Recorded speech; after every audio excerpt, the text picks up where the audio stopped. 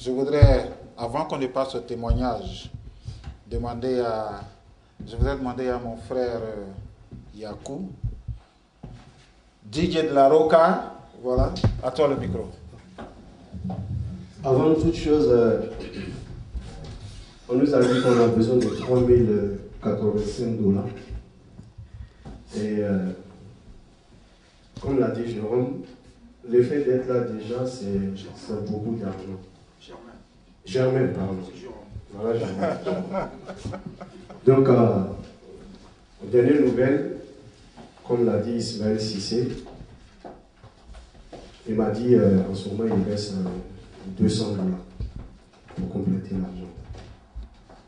Donc moi, pour que les 200 $ n'ont qu'à sortir, moi avant que je chante, je veux que les 200 $ n'ont qu'à sortir. Donc pour faire le pas, moi-même j'ai 200 moins 20, je dois essayer.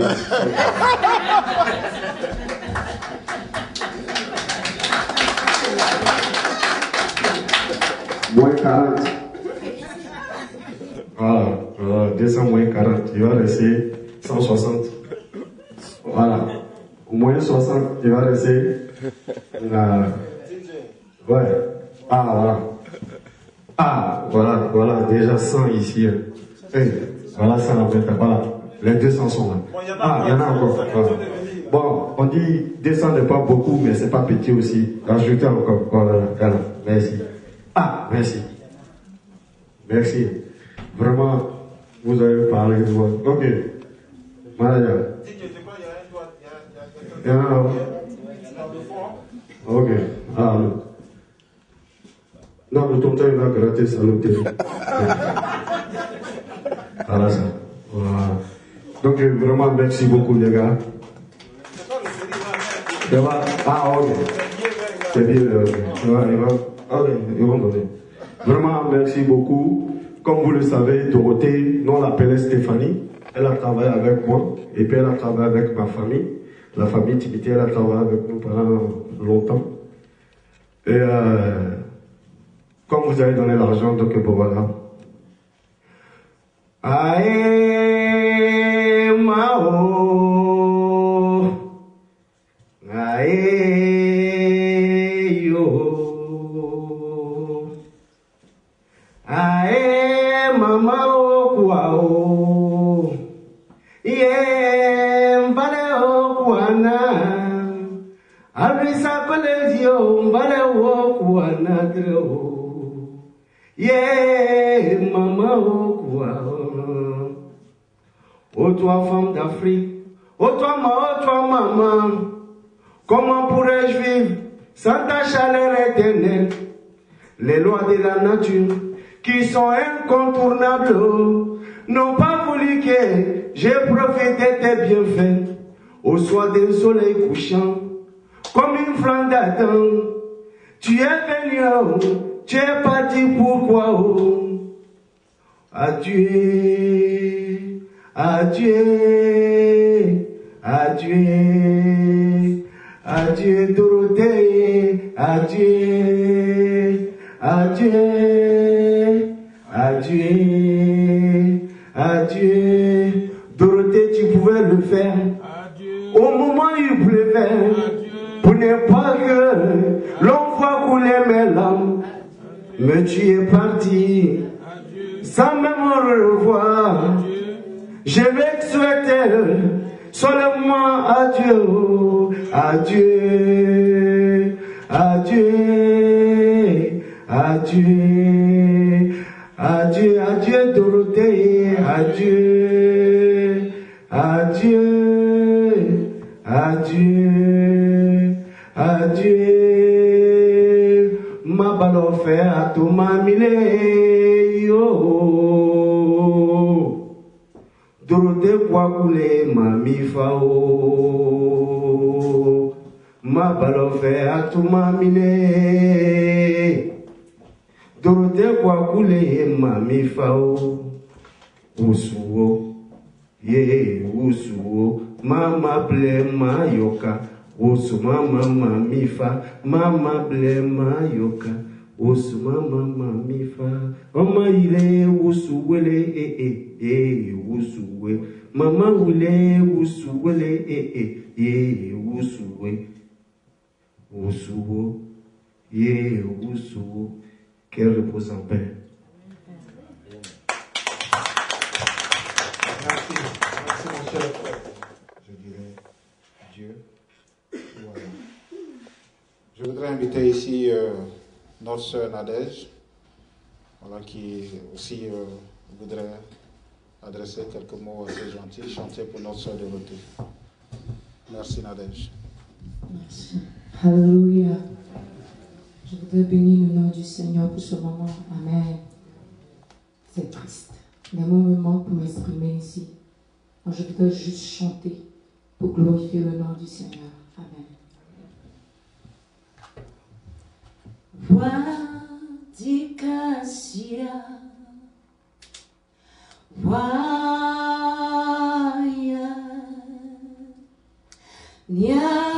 nyabroso, no beya, hayo nyamka, osro nyamie. Hadikasia awaya,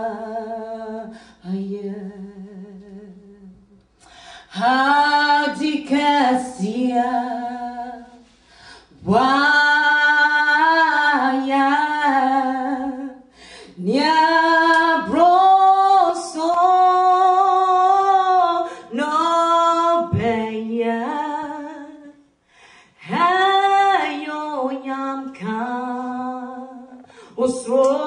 Osro nyamie hadikasia awa unto the Lord be the glory. Great things you are done unto the Lord be the glory. Great things he has done. Great things you has done. Great things, oh, you do. Ayo nyamka, osro yamie, hadikasia awa aye. Hejame bo branye, haye isawo. Hejame bo hudi, asida sawo. Hejame bo branye, haye isawo. Hejame bo hudi. Asida sewu aye aye aye aye aye aye aye aye aye aye aye aye oh aye Lord aye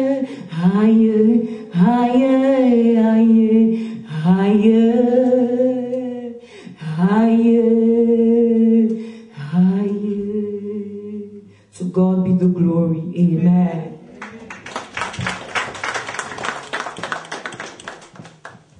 Merci Nadège, merci. Je voudrais appeler ma soeur Mélanie. Mélanie, si tu voudrais bien venir avec moi. Merci pour Pour ceux qui viennent d'arriver, je ne cesserai pas de le dire, nous avons un cahier qui attire plus de $3000 pour accompagner Dorothée à sa dernière demeure ce jeudi 19. Voilà, merci de votre présence. Au nom de toute la communauté ici présente maintenant, je voudrais vous remercier. Et merci encore davantage d'inscrire votre nom dans le cahier pour que nous arrivions. Dieu merci. Vous avez connu Dorothée, vous l'avez côtoyée. Est-ce que vous pouvez dire à vos frères et sœurs ici, voilà comment vous avez connu Dorothée et qu'est-ce que vous avez fait pour elle, qu'est-ce qu'elle a fait pour vous, comment est-ce qu'elle vous a marqué dans votre vie. Soyez très forte, nous sommes là. Le pasteur l'a dit tout à l'heure, nous ne sommes pas là pour célébrer la mort, nous sommes ici pour célébrer la vie. Donc il faut être très forte, ok? Voilà. Bonsoir frères et sœurs. Que le Seigneur soit avec vous. Que tout le monde soit béni au nom de Jésus. Au nom de Dieu aussi. J'ai connu la sœur à travers la compagnie Timothée. Ils sont tous présents actuellement. Comment le frère Yakou l'a dit. J'étais assise dans le magasin de M. Timothée et sa femme. Et il y a quelqu'un qui est venu un soir pour dire bon, il y a une sœur ivoirienne qui est malade, qui disait qu'elle n'avait personne aux États-Unis, qu'elle a travaillé dans cette compagnie. Et personnellement, ils ont dit oui, elle était avec nous, et elle est partie, mais elle est toujours notre sœur. Et c'est ainsi, bon, moi je suis allée à la maison. M. Timothée a la nièce de son mari, qui a seulement que 22 ans. Elle est là, mais actuellement, le bébé que je regardais, elle regarde le bébé, c'est pour ça qu'elle n'est pas présente. Donc, quand nous sommes arrivés à la maison, elle dit, tanti, vraiment, la tante Stéphanie a travaillé avec nous. Elle était vraiment très gentille avec nous. Et on n'a pas eu de problème. Lorsque j'avais ma mère malade, vraiment, elle m'a beaucoup soutenue.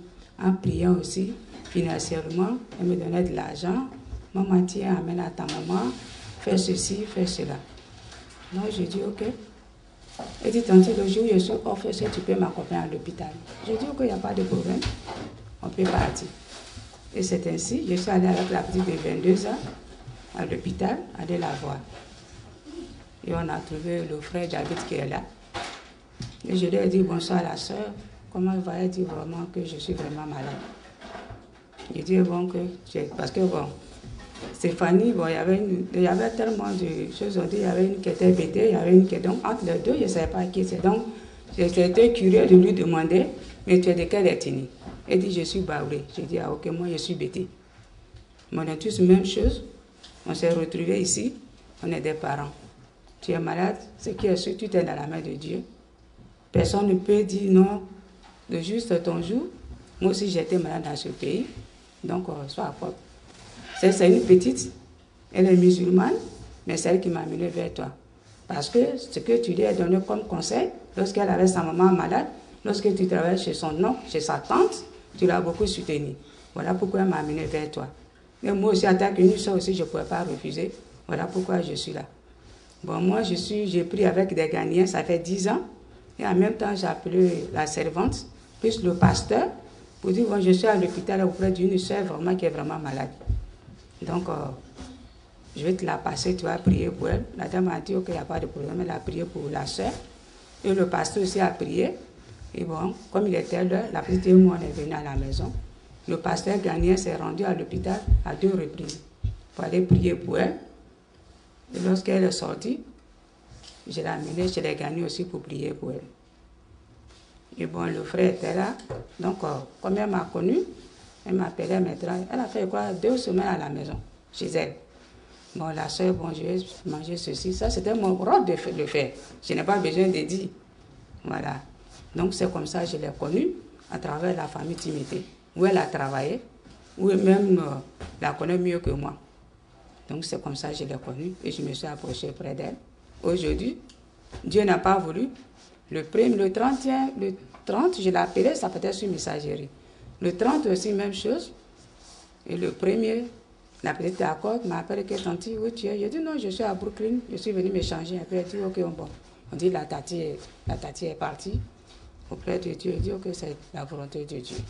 On ne peut pas aller contre la volonté de Dieu, c'est Dieu qui a voulu. Tout ce qu'on peut faire, c'est de prier pour elle. Elle est encore ce soir qui vient. Tante, tu es encore à la maison? Moi, je dois rester, toi, tu dois partir. tonton est parti, la famille est partie, toi tu es encore. Il dit non, je vais aller, ne t'inquiète pas. Je vais y aller. Et je suis venu avec son grand frère et toute la famille Timothée qui est là. Donc si vous avez merci à dire, c'est la famille Timothée a beaucoup remercié pour Dorothée. Donc, que le Seigneur soit loué et que le monde soit béni.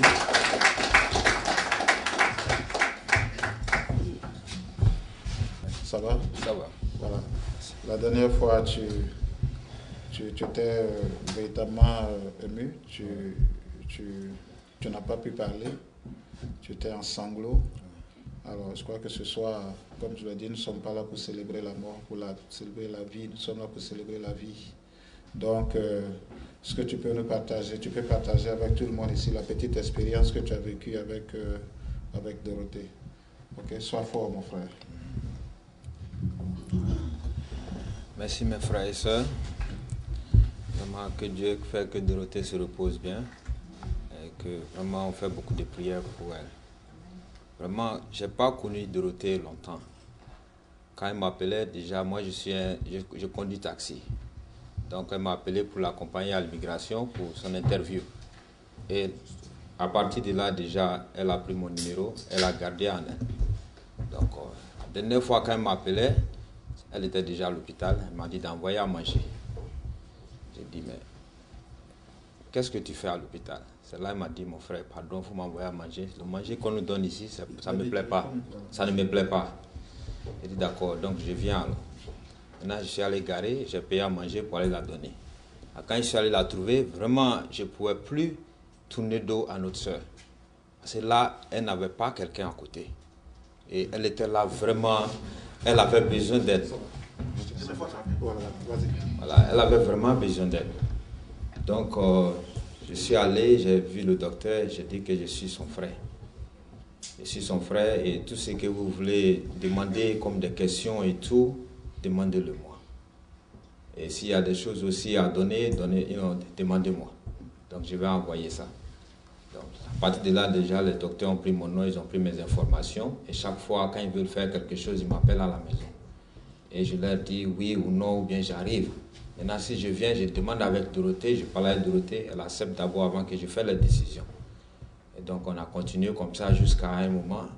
Vraiment, elle a souffert parce que là, le docteur m'a dit au dernier moment qu'il ne peut plus rien faire pour elle. Donc, qu'elle a 3 mois.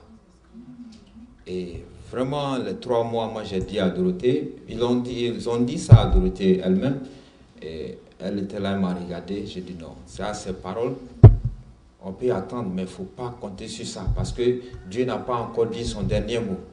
Ils peuvent te dire 3 mois ou bien 2 jours, et encore peut-être qu'ils ne voient pas quelle est la longueur de ta vie. Donc reste tranquille, alors ne te panique pas, tout ça là peut se soigner. Et elle a demandé qu'elle voulait partir au pays pour voir ses soeurs et ses frères. Donc on a essayé de faire un effort pour essayer de la faire partir.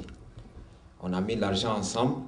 Les associations ils ont fait parler leur cœur. Ils nous ont approchés, ils nous ont donné de l'argent. On avait jusqu'à 1000 et quelques dollars. Maintenant, en fin de compte, on a essayé, on était déjà prêts pour la faire partir au pays. Et Dieu n'a pas voulu. Parce que ce n'est pas facile. Elle se regarde, elle est vraiment déformée. Et elle se dit que vraiment, est-ce que si Dieu peut me soigner au pays, Dieu peut me soigner ici? Parce qu'elle était très croyante. Surtout chrétienne, elle était très croyante. Donc elle a dit, si Dieu est partout, si Dieu peut me soigner au pays, Dieu peut me soigner ici. Si je dois être guéri, je vais guérir. Donc quand elle m'a dit ça, j'ai dit, mais tu parlais de tes soeurs et frères. Elle dit, vraiment j'ai envie de parler. Parce que moi, avec elle, elle me disait tout. Je dis, moi, mon souhait, c'est pour que tu vas au pays. Elle dit, bon, si je peux partir, je vais partir. Mais je sais que si je peux être soigné au pays, je serai soigné ici. Donc, j'ai fait les démarches des papiers pour qu'on puisse avoir la lettre avec les docteurs pour qu'elle puisse partir.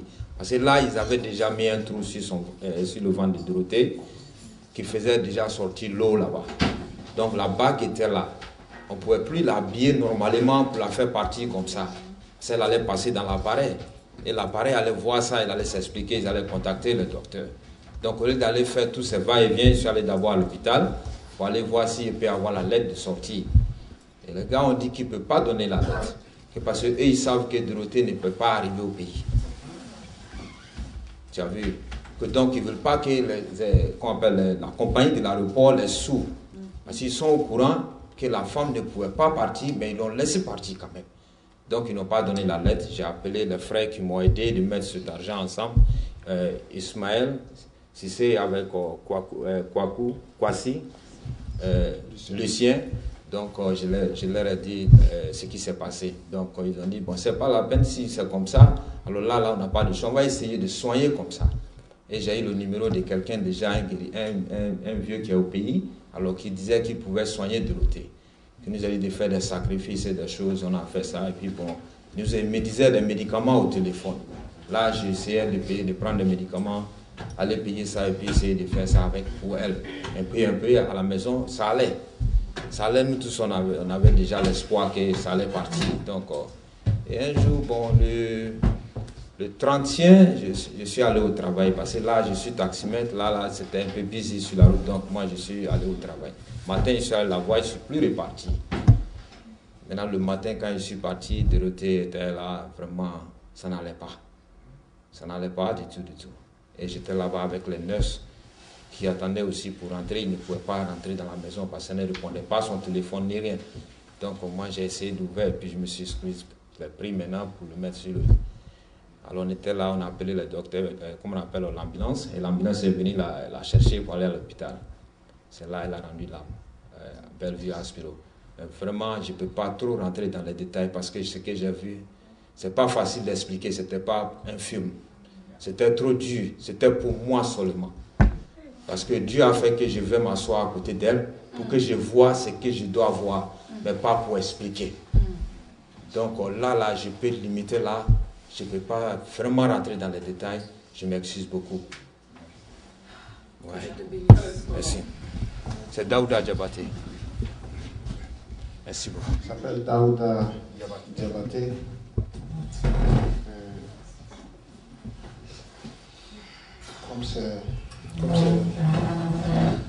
Comme c'est Dieu qui unit, c'est Dieu qui a mis notre frère David, celui que nous appelons affectueusement David, sur le chemin de Dorothée. C'est Dieu c'était le plan de Dieu. Que ce soit lui qui s'occupe de Dorothée jusqu'à ces dernières heures. Et pratiquement, comme je le disais tout à l'heure, il a vu Dorothée mourir. Il y a des détails qu'il ne voulait pas donner. Alors quand, par 2 fois déjà, les médecins avaient voulu donner des comprimés à Dorothée pour l'accompagner, c'est lui qui s'est levé pour dire non. Il n'est pas question de laisser Dieu faire son travail. Le jour que Dieu décidera, sera ce jour-là que Dorothée va partir, par 2 fois. Parce que les médecins voulaient lui donner des comprimés pour, comme on le dit en Côte d'Ivoire, pour finir avec elle. Et il a dit non. Et le 31, quand il a garé son taxi, qu'il arrivait chez Dorothée, elle était dans un état, comme il a dit, qu'il ne veut pas décrire. Elle est tombée juste devant sa porte. Et au moment où les infirmières tentaient de rentrer chez elle, elle ne pouvait pas. Elle ne pouvait pas. Qu'ils ont appelé 911 qui est venu la chercher. Et puis l'a menée à l'hôpital. Et c'était, je n'ai pas envie de dire les dernières heures, mais c'était les dernières secondes de Dorothée sur cette terre des hommes.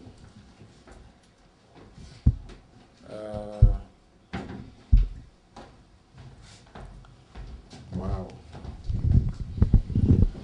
J'ai l'impression que je ne suis jamais allé à l'école et que je ne sais pas parler le français. Parce que ma langue est complètement... vous savez...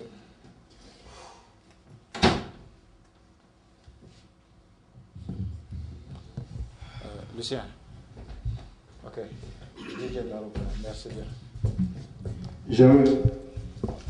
Vraiment, c'est dur. Je sais que je ne suis pas un imam, je ne suis pas un prêtre. Je sais qu'en ce moment, c'est vraiment dur. Parce que je sais qu'en ce moment, vous tous, vous voyez, nous tous ici, là, on voit comment nous-mêmes, on va terminer. Ok. Dorothée que vous voyez, elle a travaillé avec moi d'abord, avant de travailler avec ma belle famille. Elle a travaillé avec moi quand je vais avec nos amis, on avait une boîte de nuit. Il faut le reconnaître, il faut le dire. Elle travaille avec nous à l'hôpital ici. On était avec le tonton. On a cherché à savoir qui s'occupe d'elle, quel docteur qui s'occupe d'elle. Et voilà. Et dès qu'ils ont su qu'il y a des gens qui sont venus parler en faveur de Dorothée, quelque part ça a un peu changé la donne, comme on le dit. C'est pour vous dire, comme ce que je vous ai dit, le pasteur Michel est là. Ça, on n'a pas besoin de partir dans la Bible, on n'a pas besoin de partir dans le Coran pour dire. Si tu n'es pas avec quelqu'un, sois dans quelque chose. Regardez comment ça se passe quand Daouda, le 31, cherche à défoncer la porte pour trouver le corps de notre soeur. C'est pour vous dire, c'est pas sorcier. Avoir un enfant, c'est important. Être dans un mariage, c'est important, même si c'est un faux mariage, mais au moins, tu as quelqu'un à côté. Je sais que les mots sont durs, je prends le micro pour un peu détendre un peu, parce que, quel que soit alpha, comme on le dit, c'est ce qui nous attend. Mais une fin comme cela, personne ne veut ça. Personne ne veut. Donc je vous en prie, soyez soit à l'église, soit à la mosquée, même si tu dis que ça ne va jamais finir cette histoire de dire qu'on parle de moi. Si on ne parle pas de toi, c'est que tu n'es pas important. Moi, quand on ne parle pas de moi pendant 2 semaines, là, je crains quelque chose. Parce qu'il faut qu'on parle de toi pour voir ton importance. Les gens qui disent que non, les Africains se mettent des affaires des gens, ils s'écartent complètement de tout le monde. On n'a qu'à se dire la vérité. Tu finis comme ça. C'est pas bon. Donc, Dorothée, où elle se trouve, les mots sont vraiment durs. Mais en même temps, ça nous apprend les leçons. On dit quand il y a la mort, c'est là-bas, tout le monde apprend ses leçons. Mathématiques, tout ça, c'est là-bas, quand il y a la mort. Chez les musulmans, quand il y a la mort, tout le monde prie. On prend Sélidara, tout le monde prend la bénédiction. À l'église, quand la mort, dimanche, il va à l'église. Mais après 2 semaines, on oublie. Même nous-mêmes, on est ici, là. Peut-être 2 jours après, on va oublier. Mais n'oublions pas que quand tu meurs, il faut être entouré des gens. Il ne faut pas toujours qu'on va faire SOS pour toi. Parce que tout le monde est là. Je suis baoulé, même si je n'ai pas envie d'être avec les baoulés, je m'associe au Djoula. Si je suis Djoula, je n'ai pas envie d'être avec les Djoula, je m'associe au BT, ainsi de suite. Franchement dit, tonton Dao, tu étais là quand on allait voir Dorothée. C'est-à-dire, c'est comme une personne que tu connais qui a changé complètement. Parce que la maladie l'avait complètement changé. Elle n'était plus celle qu'on connaissait. Et elle était là, elle avait sa Bible, quand on l'a vu. Elle disait, voilà le mot qu'elle nous disait, je suis fatigué. Je ne peux plus tenir. C'est ce qu'elle nous disait. C'est celle-là qui a été garant. C'est ma belle-sœur, Madame Timité, qui a été garant à l'hôpital ce jour-là. C'est à partir de là maintenant, les gens ont commencé à me prendre le sérieux. On avait déjà mis SOS. SOS, ouais, c'est le mot. Devant son nom. Je dis, qu'est-ce que ça signifie? Moi, dans mon fond anglais, j'ai chauffé le docteur. C'est là maintenant, il y a une autre qui m'a appelé. Que c'est vraiment, vous êtes séparés en double. Que peut-être elle peut vivre un peu même. Et c'est celle-là qui a insisté à tout faire avoir les docteurs. On dit, il n'y a pas de docteur. Où sont les docteurs? Non, c'est que tout le monde a déjà lu le frère. On n'a qu'à s'approcher. Entre nous, pardon. Division là, ça n'aide pas. Ça n'aide pas. Elle travaille chez ma famille. Et je l'appelais ma fille. J'ai une fille qui s'appelle Stéphanie. Et quand je l'ai trouvée au lit, je dis Stéphanie. Elle dit papa, je suis fatigué. Je ne peux plus tenir. Moi-même, je suis fort. L'âme l'avait coulé, mais j'ai dit, oh Dieu, quoi. Je tournais un peu à côté, mais ça n'allait pas. Restons ensemble. Restons ensemble. Vraiment, restons unis. Si moi, si je prends le micro, malgré qu'il y a les haut-parleurs, si écrit hey, ça ne va pas sonner. Ensemble, si on crie hey, ensemble, ça va plus sonner que le haut-parleur. Vraiment, jamais. Tu peux continuer. Ouais, on va essayer. Bien. Je pense que ce sont des mots d'encouragement. Restons unis. Faisons nos palabres, comme ils l'ont dit. C'est une manière de dire, faisons nos palabres, mais aimons-nous les uns les autres comme celui-là. Bien de fois, la vie, elle est courte, mais elle est précieuse. Le cas de Dorothée doit nous interpeller tous. Le cas de Dorothée doit nous dire de nous aimer. Pour ceux qui viennent d'arriver, il y a un cahier qui est ouvert. Ce cahier est tenu par Anne-Marie. Voilà, si vous voulez bien inscrire votre nom dans ce cahier, faites parler votre cœur. Il nous faut plus de 3 000 $ pour accompagner notre sœur. Du Nord qui m'ont hébergé. On dormait même 7 sur un même lit. Vous voyez. Et donc je connais bien la famille. Mais notre sœur, c'est quand on est, comment ça s'appelle, dans une petite sphère. Ce qui fait que il a fallu que certaines personnes se battent pour qu'aujourd'hui nous soyons là pour récolter cet argent-là. Et je voudrais remercier, comment ça s'appelle, au nom de toute la communauté Baoulé et des Agnis. J'ai été le premier président et ancien président. Je voudrais dire un grand merci à la famille Timité. Je voudrais dire aussi un grand merci à M. Lucien Kwasi qui est en train de faire mains et pieds pour réunir tous les Ivoiriens de la diaspora à New York au sein d'une union. Et je voudrais que vous vous intéressiez. Je voudrais que vous apportiez votre contribution pour que ce qu'ils sont en train de faire aboutisse. C'est pour le bien pour nous tous. Je vais vous apprendre qu'il y a des Ivoiriens qui sont morts ici. Vous n'avez pas appris. On ne sait pas comment ils ont été enterrés. Ils nous ont dit, mais nous, on n'a aucune, comment ça s'appelle, on n'a aucun lien avec ces personnes. Donc, ils ont été enterrés par les services américains. Comment ils ont été enterrés, ça, on ne peut même pas le dire. Et ici, là, quand tu es isolé, c'est-à-dire tu crées toi-même. Tu crées toi-même ton tombeau.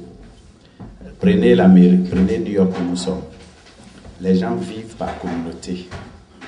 Quand vous allez à Queens, on sait ceux qui vivent là-bas.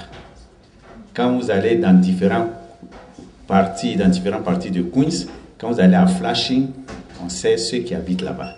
Les hommes qui conduisent le Yellow, eux, ils connaissent mieux. Quand ils voient un Chinois sortir, aujourd'hui c'est samedi, ils vont sortir des boîtes de nuit. Quand un Chinois sort, il sait ce Chinois-là où il va partir, ce Bangladesh-là où il va partir, ce Africain-là où il va partir. Donc les gens vivent par communauté et ça doit nous servir de leçon pour que nous renforcions, comment ça s'appelle, nos liens d'amitié entre nous. Je vais vous dire, j'ai suivi une conférence donnée par un professeur de NYU. Vous voyez, nous les Africains qui sommes là, nous nous sous-estimons. Mais quand j'ai écouté cette conférence, ça ça m'a surpris. Il a dit que, vous voyez les Africains, il dit, parmi toutes les communautés qui viennent aux États-Unis, les plus instruits sont les Africains. Nous, on pense que ce sont les Chinois, les hindous qui sont plus instruits. Ils disent non. C'est le professeur d'université de NYU qui dit ça, que les Africains sont les plus instruits parce que la plupart qui viennent entre eux, ils ont fait l'école. Et arrivé ici, il y a beaucoup qui sont partis à l'école et beaucoup aussi ont eu des bourses de leur pays. Donc, les Africains sont les plus instruits. Maintenant, il dit, parmi toutes les communautés qui viennent aux États-Unis, la communauté qui perce plus que les autres communautés, vous n'allez pas le croire, mais ce sont les Africains. Pourquoi? Il dit, les Africains percent individuellement par leurs propres efforts. C'est-à-dire, ils viennent, ils font les faux boulots, ils font tous les boulots, et puis un moment, eux-mêmes, ils cherchent à se prendre en charge. Et la plupart des Africains qui viennent ici, ils viennent par leurs propres moyens, de leur famille. Alors que quand tu prends les autres communautés chinoises, Bangladesh et autres, c'est des communautés dans leur pays d'origine qui payent leurs billets d'avion, qui les font venir ici. Et quand ils sont ici, c'est leur communauté qui sont ici, qui les amène à évoluer. Vous voyez, les hindous, les indiens, les spanish, vous voyez, ils sont dans des communautés et ce sont ces communautés-là qui leur trouvent du travail. Ce sont ces communautés-là qui les font évoluer. Mais nous, les Africains, nous évoluons personnellement à partir de nos propres moyens. Donc, il ne faudrait pas que nous nous sous-estimons.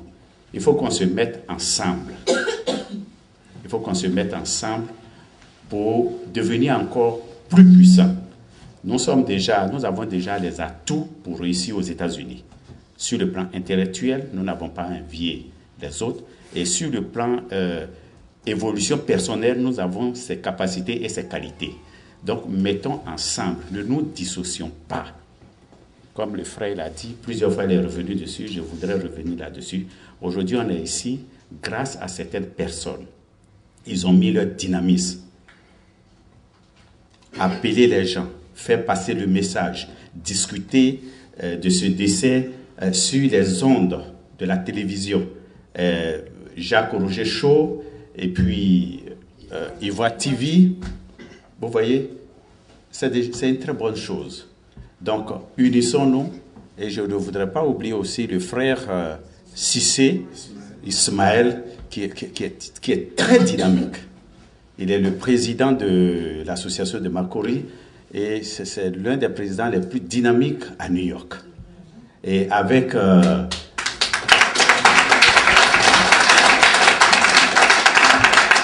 et vous voyez, ils se sont bien choisis. Il y a M. Lucien Kwasi avec son frère... tu penses que je n'ai pas dit ton nom, tu es caché là, Karaboko. Hein? Et avec la sœur qui est assise là-bas, Anne-Marie. Je voudrais qu'on applaudisse pour elle. Anne-Marie. Elle a passé tout son temps à faire passer le message. Chers frères et sœurs, ici, là, s'il n'y a personne derrière toi, tu n'es rien. Vous allez à l'hôpital. La première des choses, vous demander donnez-nous un contact de quelqu'un. Si vous n'avez pas de contact, on ne s'occupe même pas de toi. C'est comme ça dans les maisons qu'on appelle les maisons d'hospice. Ici, on appelle ça comment là? Hospice. Les vieilles personnes qu'on va mettre dans les nursing homes. Quand quelqu'un est là-bas, une vieille personne est là-bas, si ses parents ne viennent pas lui rendre visite, les nurses qui sont là ne s'occupent pas de la personne. Mais quand il y a quelqu'un qui vient lui rendre visite du matin au soir, ils sont à ses petits soins. Nous sommes des étrangers ici, nous sommes des orphelins, sachez-le. Nous sommes des orphelins. Nos pères, nos mères, c'est nous qui sommes là. Nos frères, nos sœurs, c'est nous qui sommes là. Les palabres, on peut les faire. Mais en dehors des palabres, les palabres finissent, on se met ensemble. Je voudrais remercier tout le monde d'être venu. et j'encourage à ce que tout le monde se mette ensemble. Merci beaucoup. Voilà, je pense qu'on va prendre le petit village de Côte d'Ivoire là. Les Antillais ont toujours eu quelques groupes entre eux. Bon, quand nous sommes arrivés aussi, on a voulu dupliquer ça. Mais tu sais, aux États-Unis, les difficultés sont tellement énormes que ça ne marche pas comme on l'avait attendu, ou comme on l'avait souhaité. Mais comme par hasard, on a maintenu un noyau. Donc, l'autre jour, la présidente de l'association, qui est là, Jeanne, elle me fait un test, me dit qu'il y a une Ivoirienne qui est morte. Bon, moi, j'ai dit que si ma présidente dit qu'une Ivoirienne est morte, c'est que vraiment, elle connaît cette dame-là. Donc, je ne peux pas dire que je ne viendrai pas à la soirée, à la manifestation. Donc, c'est comme ça que je suis arrivé ici. Bon, le fait de prendre le micro, c'est pour dire que vraiment, il faudrait que nous, les Ivoiriens, se disent la vérité. Hein? Les gens prennent les Ivoiriens comme c'est Baoulé seulement, ou c'est Djoula seulement, ou c'est Atié seulement, ou c'est Bété. Mais la Côte d'Ivoire, c'est comme un gros village. Dans nos villages, que ce soit Baoulé, Djoula, les familles ne sont pas les mêmes.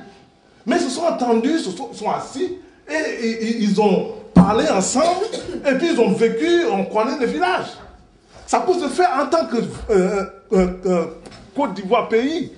Les Baoulés sont là-bas, les Atiés sont là-bas, les Agnis sont là-bas, les Djoula sont de l'autre côté. Mais on peut s'asseoir et puis dire que voilà, si un Baoulé est malade, si le Baoulé ne trouve pas à manger, et qu'il y a mangé au nord, mais nous sommes les mêmes. Donc ce que je voulais dire, c'est que je ne connais pas la dame. Il faudrait qu'on se dise certaines vérités. Parce que les gens ont tendance de croire que si moi je dis à celui-là la vérité, je l'offense. Mais si c'est la vérité, c'est la vérité. On est dans le pays ensemble.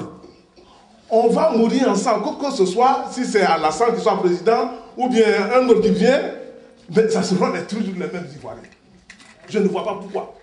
Bon, moi j'arrive ici, je ne connais pas la dame, c'est ma soeur qui a fait que je suis arrivé, et les discours que les autres ont dit, je me suis dit, mais si je ne me lève pas pour accentuer ça, vraiment, je fais un malheur à mon pays. Et moi, je sais que la Côte d'Ivoire, quand les gens disent n'importe quoi, nous devons nous asseoir pour être indépendants, c'est-à-dire prendre nos décisions nous-mêmes, pas quelqu'un d'autre. Nous, toi et moi, nous devons nous asseoir et se dire, voilà, effectivement, c'est ce qu'il faut faire. Parce que la décision que toi, tu vas prendre, si ça ne me convient pas, je ne peux pas être d'accord. Or, quand tu maries quelqu'un là, on touche toujours une réponse ensemble. Nous, les Ivoiriens, sommes condamnés à être ensemble. Que nous voulions ou pas, que nous choisissons un camp, un parti politique ou pas, nous allons nous asseoir pour définir l'avenir de nos enfants. Ça, on ne peut pas le cacher. Donc, je suis désolé que la sœur soit morte pour que nous puissions nous dire certaines vérités. Mais je pense qu'à partir de maintenant, là, nous allons prendre les choses au sérieux. Nous allons dépasser nos petits problèmes ethniques. Après l'ethnie, c'est quoi? C'est la valeur intrinsèque de l'homme qui compte. Si un Djoula peut nous faire manger, pourquoi ne pas lui donner la chance de créer beaucoup de nourriture pour manger? Où est le problème? Bien, merci, on l'applaudit très fort.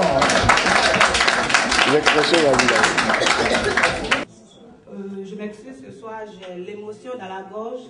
Donc, si la voix n'est pas claire, vous m'excusez. Mais on n'est pas ici à un concert de voix. C'est pour vous dire que je suis ivoirienne. Je suis Yacouba. Je suis née à Séguéla. Voici ma famille, la famille Timité. Mais l'aventure fait qu'on ne peut pas se voir. Et même s'appeler, c'est tout un tas de problèmes. Tous ceux qui sont passés ont parlé de quoi? L'union. Et aujourd'hui, on parle de quoi au pays? La réconciliation. Dépassons nos bords et soyons ensemble, surtout pour nous qui sommes dehors ici. En dehors de la Côte d'Ivoire, nous sommes ici dans le froid. Regardez comment on est habillé. Donc franchement, pour joindre l'acte à la parole, j'aurais souhaité que chacune de nous, parte voir le président de l'association des Ivoiriens et s'inscrive. Pour qu'on puisse s'inscrire et chaque fois, quand il y a quelque chose, tout le monde est au courant. J'ai l'adresse de tout le monde, l'autre a mon adresse et tout. Sinon, si des choses comme ça arrivent, si ça n'avait pas été notre frère, c'est David. Vous voyez, nous sommes des croyants, musulmans, chrétiens. Comme on le dit, c'est Dieu qui a voulu. Mais ce n'est pas dans tous les cas aussi qu'on a la force d'appeler quelqu'un. Mais quand vous êtes ensemble, tu n'as pas vu l'autre hier, 2 jours, 3 jours, tu peux savoir qu'il y a quelque chose. Donc, please, s'il vous plaît, on est vraiment occupés ici, mais on n'a qu'à voir le président et à la prochaine réunion, on n'a qu'à savoir que ce soir, on était ensemble et voilà le travail qu'on a fait. Donc, c'est ce que je voulais ajouter. L'union fait la force. On vient de loin, on est ici, on veut de l'argent, d'accord, mais voilà. Elle est couchée, peut-être elle a un compte, elle a tout, mais qui va aller chercher tout ça? Maintenant, il faut qu'on cotise pour qu'on puisse l'enterrer. Mais si nous sommes ensemble, on peut savoir certaines choses. Et c'est rare qu'une Ivoirienne, mais qu'une Africaine même, que ça soit comme ça. Mais c'est des choses qui arrivent, acceptons et ensemble, avançons. Donc, c'est ce que je voulais ajouter. Merci. Merci bien, ma soeur. Nous allons insister sur l'amour de chacun et de l'autre. Donner un peu l'exemple de ce frère qui est décédé dans sa chambre. Voilà, tu finis l'histoire. Voilà, merci bien Germain. Je dis merci beaucoup à nos frères et ceux qui sont réunis ce soir ici. Le même cas arrivé en 2010. J'étais le président des Agniers Baoulé ici. Pardon. S'il vous plaît. Ouais. S'il vous plaît. Merci bien. Voilà, j'étais le président des Agniers Baoulé. Il y a eu un frère qui s'appelle David. Ah non, pas David. Bon, j'ai oublié son nom. Hein. Il m'a appelé un jour quand j'étais au travail qu'il y a un Baoulé qui était décédé, qui était malade, qui est décédé. Et que, comme je suis le président de Baoulé Yahi, il a le droit de me contacter. Il dit, bon d'accord, effectivement je suis le président, mais il faut que je me renseigne vraiment si c'est un Baoulé. Et après mes enquêtes, le monsieur vient d'Aïmélé-Gros, de ma ville. Moi je suis d'Aïmélé-Gros. Et même il y a 2 villages qui nous séparent, de mon village et lui de son village. Vous voyez? Et le monsieur, comme il est mort, ce gars il travaillait à une compagnie qu'on appelle Portabila. Et le matin, il allait au travail, à la fin de la journée, il s'est rendu chez lui à la maison. Il partait prendre son bain. Il avait ouvert son robinet, son robinet. Il est tombé évanoui dans sa douche. Vous voyez? C'est vraiment triste, hein? Et il vivait seul. Il avait perdu de contact avec ses amis. Personne ne l'appelait. Quand il rentre, il est chez lui à la main seul. Et c'est parce qu'il avait ouvert le robinet que l'eau coulait. Et le monsieur a tellement duré dans sa baignoire que sa décomposition bouchait le trou de la douche. Vous voyez ça? Et les gens qui sont en bas de lui ont commencé à sentir l'eau qui tombait. Ils ont appelé la police, ils sont venus, ils ont cassé la porte. Ils ont vu que le monsieur était... il vivait seul. Au travail aussi, comme on dit qu'il est malade, donc les gens ne s'occupent pas. Bon, ils ont pris quelqu'un pour le remplacer. Je sais, quand tu viens que tu n'as pas de papiers, tu n'as pas de choses, les gens s'en foutent. Et c'est un gars qui est venu depuis 1984. Depuis 1984. Vous voyez? Donc après l'investigation, on a vu que c'est un gars de chez moi. De 2 villages qui ne séparent. Moi, je suis d'Aïmélé-Gros, lui aussi d'Aïmélé-Gros, mais il y a 2 villages qui ne séparent. Donc j'ai fait mon cousin qui s'appelle Christophe, qui est hospitalisé actuellement. Il m'a dit qu'effectivement c'est lui, qu'il va enfermer les parents au village. Vous voyez? Et après investigation, comme le corps est en décomposition, c'est pas la peine que vous l'ameniez au pays, donc enterrez-le là-bas. Et dans cette histoire-là, il y a encore, bon ça c'est une longue histoire, je vais rentrer dedans. Mais j'ai informé le monsieur Lucien Kwasi qui est là, monsieur Ismaël Sissé. On a été dynamique, je suis passé d'église dans les mosquées, même l'imam Konaté à la 116, il l'a contacté pour l'enterrement d'ici. Mais à la dernière minute, c'est fait que le monsieur qui est mort, sa mort n'était pas une mort naturelle, c'était pas une mort heureuse. Donc les parents qui sont au pays, il y a eu encore des morts là-bas. Donc son cousin qui est ici, il a dit que Balos, on m'a dit de me retirer dans cette histoire des morts d'Étienne. Donc il s'est retiré. Il dit bon, si tu te retires, moi Balos, je ne le connais pas. Bon, pourquoi vous ne pas me retirer aussi? Parce qu'en son village et le mien, c'est 2 villages qui 20 km qui ne séparent. Et cette histoire avec des networks, ça sera un peu difficile. Donc je ne voudrais pas que moi ça m'atteigne ici. Donc j'ai cancellé ça. J'ai retiré l'argent qu'on a cotisé de la part de l'association des Ivoiriens, à débat, tout le monde. J'ai retenu l'argent. Vous voyez, mais malheureusement, la ville de New York s'est occupée de ça.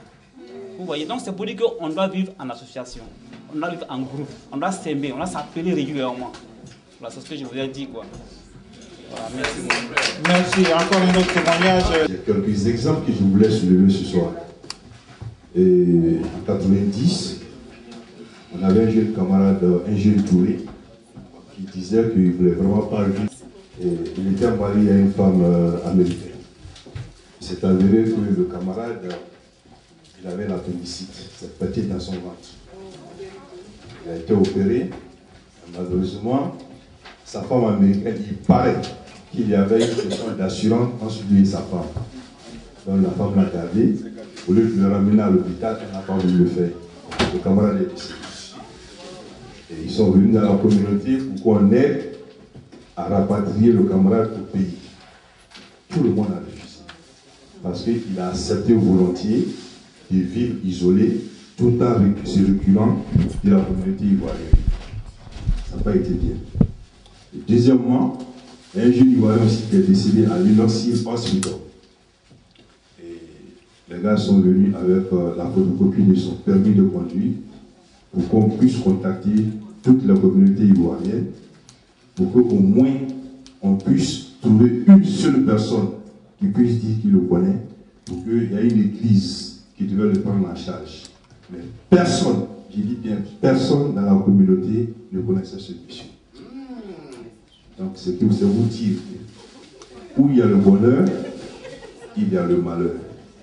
Personne n'est devenu seul, sauf Dieu. Côtoyons-nous, travaillons ensemble. Un troisième exemple, j'étais avec un camarade du lycée. On a fait le lycée 3 ensemble à Daloa. Et souvent, on avait l'habitude de se dire bâtard, excusez-moi du terme, mais c'était pour plaisanter. Et lorsqu'il y a eu la crise en Côte d'Ivoire, il voulait tout contact avec moi.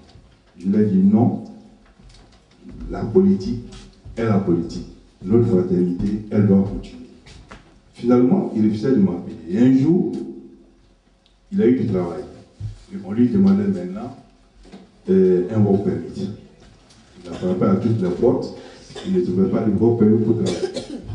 Il m'a contacté. Il dit, mais est-ce que tu es prêt à travailler le nom Mamadou? Il a hésité. Il dit, non, dis-moi, bâtard, si tu veux travailler, je vais te trouver du boulot. Il dit, bon, c'est pas un problème, j'accepte. Et finalement, je l'appelais Mamadou. Donc, quand je l'appelle Mamadou, il se plaint. Et finalement, il est venu me voir, il dit, non, mon frère, en vérité, nous devons vivre ensemble. J'ai senti à un moment donné que je voulais déraper. Nous sommes à l'aventure. Nous sommes nos espoirs les uns les autres. Approchons-nous, travaillons ensemble. Même si vous ne voulez pas être dans la communauté, quand même, de temps en temps, venez dans les restaurants, venez causer avec vos frères et sœurs pour qu'au moins on puisse vous connaître. Un autre exemple, dans notre association, l'ARONI, l'association des récipients d'Odioni, on vous demande une participation de 10 ans, une seule fois. Et à chaque fois, il y a un décès, on vous donne $5 000. Donc c'est pour vous dire que où nous sommes aujourd'hui, nous pouvons nous approcher les uns les autres. Et le frère l'a dit, il y a Lucien qui est actuellement en train de mettre sur pied une association des Ivoiriens. Approchons-nous les uns les autres. C'est à ce titre que nous pouvons renforcer notre fraternité. Et avant de terminer, je voudrais dire merci à Ivoire TV. Il faut le dire.